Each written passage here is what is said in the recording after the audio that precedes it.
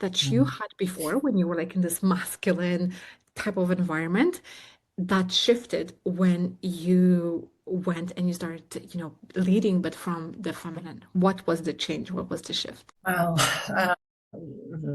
what are the top two?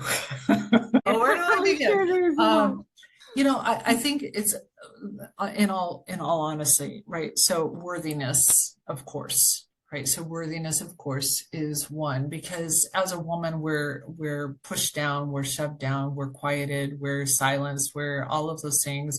Now, honey, what are people gonna think? I got asked that question. What are people gonna think? And because I was the business owner, my husband worked and stayed home and took care of kids and still does, by the way. There's a lot of, well, what are the neighbors going to think? And what are the other parents going to think? It's like, well, I don't know. So worthiness was a big thing for me. But while I'm saying that, what I realized was the big thing for me is that um, I had shrunk myself down so far because so all through school I was a top student.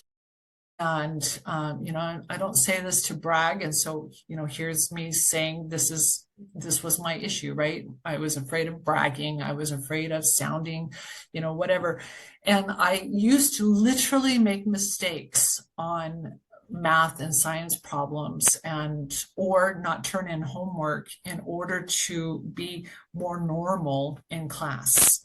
Mm. I'm 6 foot tall, so I'm very tall, and I was always slender, and I, was in choir, and I was playing music, and I, played the piano, and all of these different things.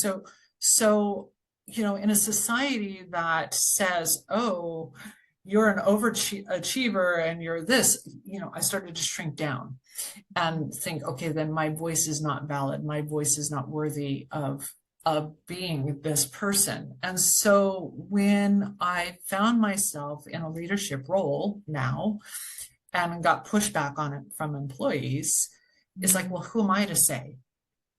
I'm Wow. just, yes, I'm the business owner, but who am I to say, he's got all this experience. I'm new to the industry. And right. So they kind of go together, that shrinking down and the worthiness. So Mm. yeah, very much so.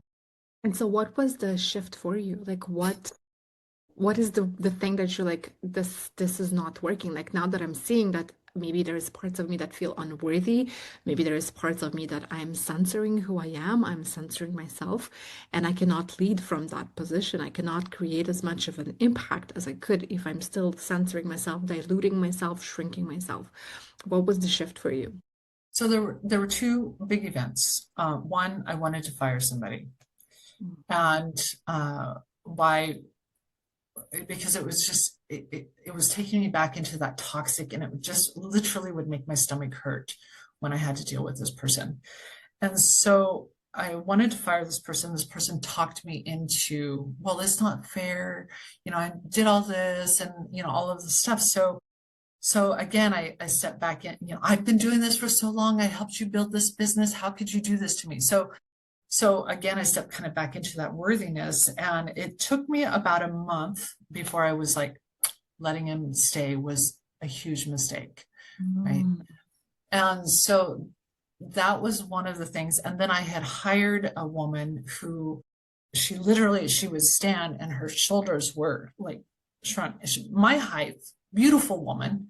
And she would stand like this. And physically seeing her with the shoulders like this and, kind of shrinking herself down, I was like, I have to be an example for this young woman. She is younger than me.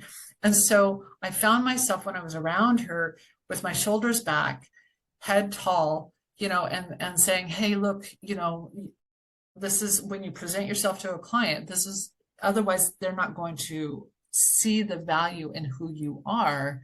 I see who you Mm. are. Do Mm. this, right? So kind of those things happen more or less in the same time period, about a year kind of time frame. And it was a huge shift for me to understand that, wow, I literally was shrinking myself down physically energetically, emotionally, verbally, and no, I can do this.